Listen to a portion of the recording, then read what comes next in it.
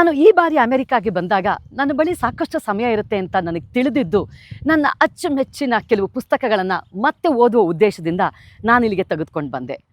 ಅವುಗಳಲ್ಲಿ ಅಕ್ಕ ಮಹಾದೇವಿ ಅವರ ವಚನವನ್ನು ಓದ್ತಿರ್ಬೇಕಾದ್ರೆ ಒಂದು ನಿರ್ದಿಷ್ಟವಾದ ವಚನ ಇಲ್ಲಿನ ಪರಿಸರಕ್ಕೆ ಎಷ್ಟು ಸಮಂಜಸ ಅಂತ ನನಗನ್ನಿಸ್ತು.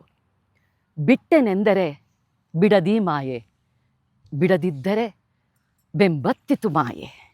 ಯೋಗಿಗೆ ಯೋಗಿನಿಯಾಗಿತ್ತು ಮಾಯೆ, ಸವಣೆಗೆ ಸವಣಿಯಾಗಿತ್ತು ಮಾಯೆ, ಯತಿಗೆ ಪರಾಕಿಯಾಗಿತ್ತು ಮಾಯೆ, ನಿನ್ನ ಮಾಯೆಗೆ ನಾನಂಜುವಳಲ್ಲ, ಚೆನ್ನಮಲ್ಲಿಕಾರ್ಜುನ ದೇವ ನಿಮ್ಮಾಣೆ.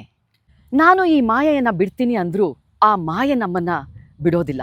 ಒಂದು ವೇಳೆ ಬಿಡದಿದ್ರೂ ಸಹ ಅದು ನಮ್ಮ ಬೆನ್ನತ್ತಿ ಬರುತ್ತೆ.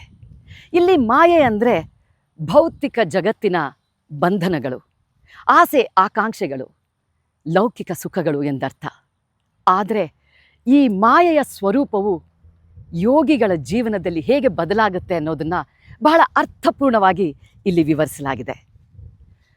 ಈ ನಿಟ್ಟಿನಲ್ಲಿ ಈ ಪರಿಸರದಲ್ಲಿ ಇದು ಎಷ್ಟು ಸಮಂಜಸ ಅಂದರೆ, ಅಮೆರಿಕಕ್ಕೆ ಬರುವ ಯಾರನ್ನೇ ನೀವು ಕೇಳಿದ್ರೂ ಕೆಲವು ವರ್ಷಗಳು ನಾವು ಇಲ್ಲಿ ಶ್ರಮಪಟ್ಟು ದುಡಿದು ಸಂಪಾದನೆಯನ್ನು ಮಾಡಿ ಮರಳಿ ನಾವು ನಮ್ಮ ತಾಯ್ನಾಡಿಗೆ ಹೋಗ್ತೀವಿ ಅಂತ ಹೇಳ್ತಾರೆ.